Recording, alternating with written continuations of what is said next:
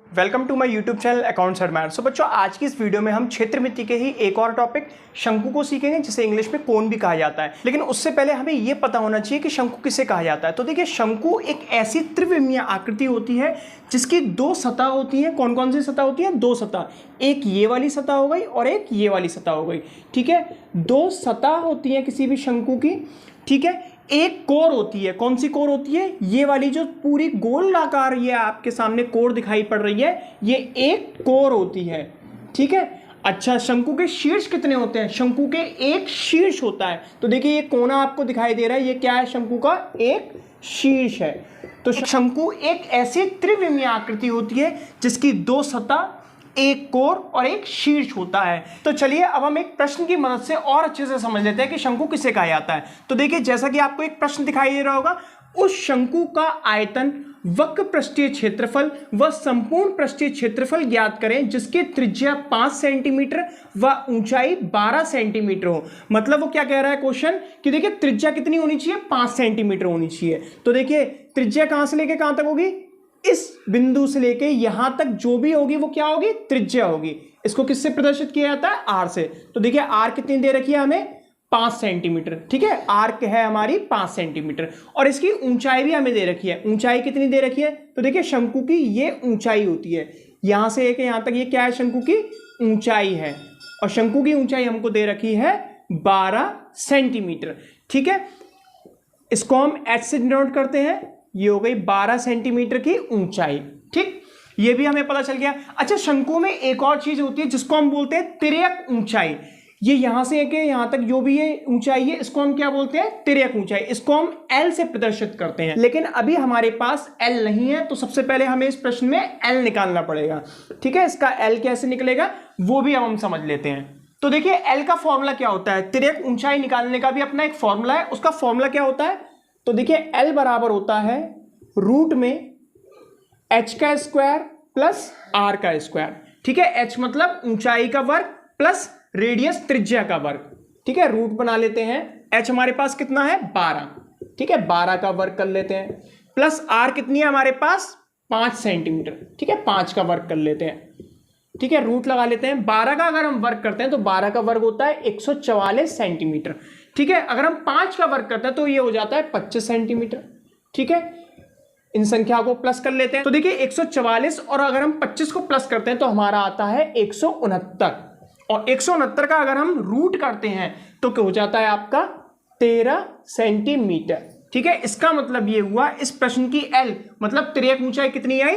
13 centimetre. तो यहां पर हम लिख लेते हैं, ये हो गई हमारी 13 सेंटीमीटर इसकी तिर्यक ऊंचाई हो गई। अब हम एक छोटे से उदाहरण से और अच्छे से समझ लेते हैं कि शंकु किसे कहा जाता है।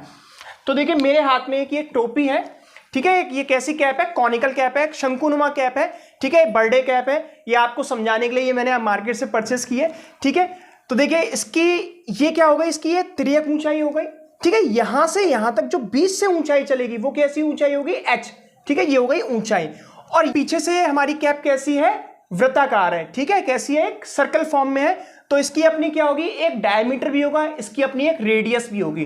ठीक है, जब जब हमें इस शंकु में कुछ भरना पड़ेगा, जब जब भले ही हमें इसमें पानी भरते हैं या कोई भी चीज भरते हैं, तब तब हमें क्या निकालना पड़ेगा? आयतन निकालना पड़ेगा। ठीक है, वो चीज कुछ भी हम भर सकते हैं, तब तब हम इसमें क्या निकालेंगे? आयतन का फॉर्मूला लगाएंगे।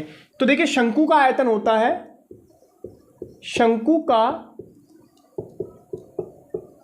आयतन बराबर होता है 1/3 पाई आर स्क्वायर एच। ये शंकु के आयतन का फॉर्मूला है। वैल्यू रख लेते हैं, 1/3 रख लेते हैं, पाई की जगह हम क्या रख लेते हैं? 22/7। ठीक है, आर हमारे पास कितनी है? आर है हमारी 5। ठीक है, आर की जगह हम 5 रख लेते हैं। ठीक है, वो भी 2 बार रख लेते हैं क्योंकि आर का वर्ग दे रखा है, आर का स्क्वायर, तो हमने 2 बार रख लिया। अच्छा, एच हमारा कितना है? एच है हमारा 12, तो यहां पर हम 12 रख लेते हैं। ठीक है, इसको थोड़ा सा हल कर लेते हैं। तो देखिए, 3 से 1 बार गया, 3 से 4 बार गया, गुणा करा लेते हैं। 22 गुणा 5 गुणा 5 गुणा 4 और बट्टे 7। ठीक है, 5 पंजे 25, 25 चौक 100। 100 का अगर आप 22 में गुणा करते हैं तो आपका आ जाता है 2200/7। ठीक है, तो हम 2200 में 7 का भाग लगा देते हैं। तो 7 का भाग लगा दीजिए 2200 में। 7 तिया 21, घटा देते हैं, 1 आ जाता है, 0 ले लेते हैं। 7 एकम 7, इसको भी घटा लेते हैं, 3 आ जाता है, एक और 0 ले लेते हैं, 7 चौक 28, इसको घटा देते हैं, 30 में से 28 गया, 2 आ गया, दशमलव लगा लेते हैं, एक और 0 लेते हैं, 7 दूनी 14, इसको घटाते हैं तो 20 में से 14 गए, 6 आ गए, दशमलव लगाए, 0 ले लेते हैं, 7 अट्ठे 56, ठीक है, इसको घटाते हैं तो हमारा 4 आ जाता है। तो इस तरीके से आपका आंसर आ जाता है 314.28 सेंटीमीटर क्यूब, क्योंकि जितने भी हमारे आयतन के जो भी आंसर होते हैं वो क्यूब में आते हैं, घन मीटर या घन सेंटीमीटर में आते हैं, तो इसलिए आपने क्या लगा दिया, सेंटीमीटर क्यूब। तो चलिए अब हम अपने अगले प्रश्न पे चलते हैं। हमसे अगला प्रश्न क्या किया गया है, इसी प्रश्न का हमसे पूछा है वक्र पृष्ठीय क्षेत्रफल। अब वक्र पृष्ठीय क्षेत्रफल किस तरीके से निकाला जाता है वो भी समझ लेते हैं, लेकिन उससे पहले हमें यह समझना पड़ेगा कि वक्र पृष्ठीय क्षेत्रफल किसे कहा जाता है। तो देखिए ये जो कैप आप दिखाई दे रहे हैं, टोपी दिखाई दे रहे हैं, जितना भी इसमें कागज का यूज हुआ है, जितना भी इसमें इस कागज का प्रयोग हुआ है, उसी को बोलते हैं वक्र पृष्ठीय क्षेत्रफल, जो कि यहां से कर्व्ड हो रहा है, ठीक है, इसको बोलते हैं ना इंग्लिश में क्या बोलते हैं, कर्व सरफेस एरिया, ठीक है। कौन सा एरिया, नीचे वाला एरिया नहीं लिया गया, इसमें कौन सा लिया गया है, ये वाला हिस्सा, ठीक है। जितने भी कागज से ये टोपी बनी है, ये टोपी तैयार हुई है, उसी को बोलेंगे हम वक्र पृष्ठीय क्षेत्रफल। तो इधर लिख लेते हैं शंकु का वक्र पृष्ठीय क्षेत्रफल। तो देखिए शंकु का वक्र पृष्ठीय क्षेत्रफल क्या होता है, पाई आर एल, ये इसका फॉर्मूला है। पाई की जगह हम 22/7 रख लेते हैं, आर की जगह हम क्या रख लेते हैं, 5, क्योंकि आर हमारी 5 सेंटीमीटर है और एल हमने निकाला था कितना, 13, यहां पर हम 13 रख लेते हैं। इसको हल कर लेते हैं तो देखिए 22 पंजे कितने होते हैं, 110, 13/7। इसको थोड़ा सा और हल करते हैं, 13 का 0 में करेंगे 0, 13 एकम 13, एक हासिल लगा लेते हैं, 13 एकम 13 और एक 14, 1430/7।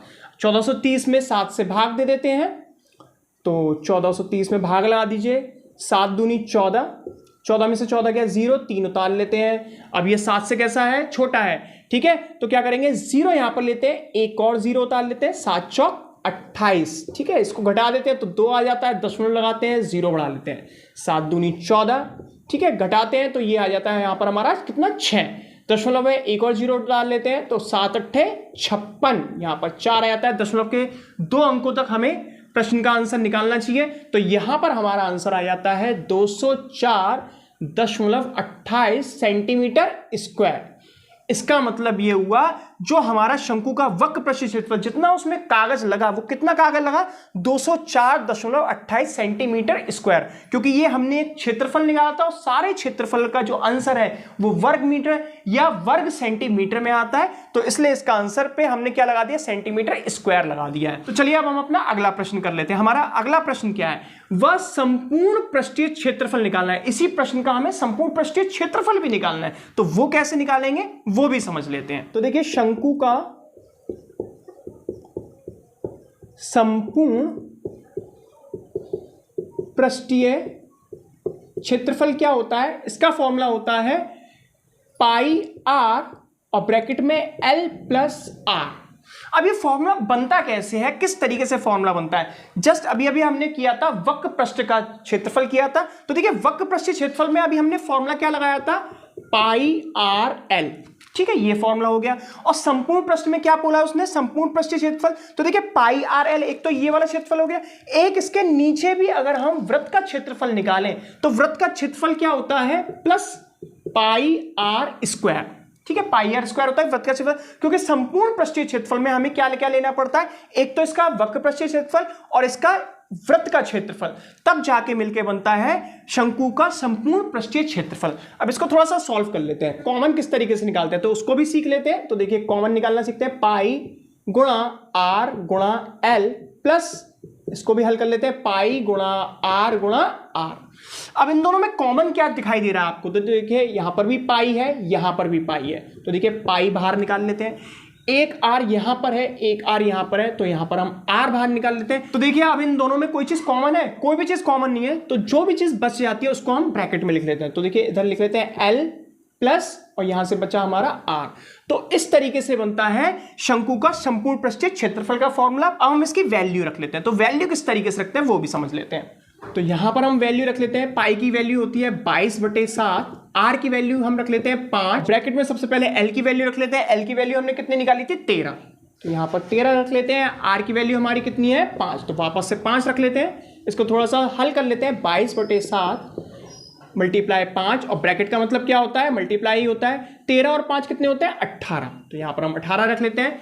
इसको थोड़ा सा हल कर लेते हैं। तो देखिए 22 पंजे वापस से कितने हो गए 110 गुणा 18/7। तो इसको थोड़ा सा और हल कर लेते हैं। तो 18 का 0 में करेंगे 0 आ जाएगा, 18 एकम 18, एक हासिल लगा, 18 एकम 18 और एक 19, 1980/7। ठीक है, 1980 में 7 से भाग दे देते हैं। तो देखिए 7 से भाग दे दीजिए 1980 में, क्या आता है हमारे पास। तो देखिए 7 दूनी 14 हो जाता है, 9 में से 4 गए 5 आ गया, 8 उतार लेते हैं। तो 7 8 कितने होते हैं 56। ठीक है, माइनस कर लेते हैं, 8 में 6 गए 2 आ गया, 0 उतार लेते हैं। 7 दूनी 14, इसको भी घटा देते हैं। तो 10 में से 4 गए 6, दशमलव बढ़ाते हैं, एक और 0 लेते हैं, 7 8 56। ठीक है, यहाँ पर घटाते हैं तो 4 आ जाता है, दशमलव में एक और 0 आ जाएगा, तो ये हो जाता है 7 पंजे 35। ठीक है, तो यहाँ पर 5 आ गया। तो इस तरीके से दशमलव के 2 अंकों तक हमें प्रश्न का आंसर निकालना पड़ता है। तो यहाँ पर यह आ जाता है 282.85 सेंटीमीटर स्क्वायर, क्योंकि ये भी एक क्या है क्षेत्रफल है, और सारे क्षेत्रफलों के आंसर किस में आते हैं, या तो वर्ग मीटर में आते हैं या वर्ग सेंटीमीटर में आते हैं। तो इस तरीके से आपका शंकु का संपूर्ण पृष्ठीय क्षेत्रफल का भी आप क्वेश्चन बड़े इजीली सॉल्व कर लेंगे। तो चलिए अब हम पूरी वीडियो को एक छोटी सी समरी से समझ लेते हैं। कभी भी आपको शंकु का आयतन निकालना पड़े तो आप कब निकालेंगे, जब जब आपको उस शंकु के अंदर कुछ भी भरना पड़ेगा। ठीक है, शंकु के अंदर मान लीजिए एक टेंट है, ठीक है, टेंट इस फॉर्म में है, ठीक है, उस टेंट के अंदर कितने घन मीटर हवा है, तब आप किसका फॉर्मूला लगाएंगे, आयतन का फॉर्मूला लगाएंगे। वो टेंट कितने कपड़े से मिलकर बनाए, ठीक है, कितने कपड़े से मिलकर बनाए, तब आप वक्र पृष्ठीय क्षेत्रफल का फॉर्मूला लगाएंगे। अच्छा, लेकिन अब उस टेंट में अगर कपड़ा नीचे भी लगाना पड़ेगा, ऊपर तो लगा ही हुआ है कपड़ा, अगर नीचे भी आपको कपड़ा लगाना पड़ेगा, बिल्कुल बंद करना पड़ेगा नीचे से भी, तब आप संपूर्ण पृष्ठीय क्षेत्रफल का फॉर्मूला लगाएंगे। तो आई होप इस वीडियो से आपको कोण को समझने में, शंकु को समझने में काफी हेल्प मिलेगी। अगर वीडियो अच्छी लगे तो वीडियो को लाइक करना ना भूलें, चैनल को सब्सक्राइब करें और वीडियो को ज्यादा से ज्यादा शेयर करें। Thank you.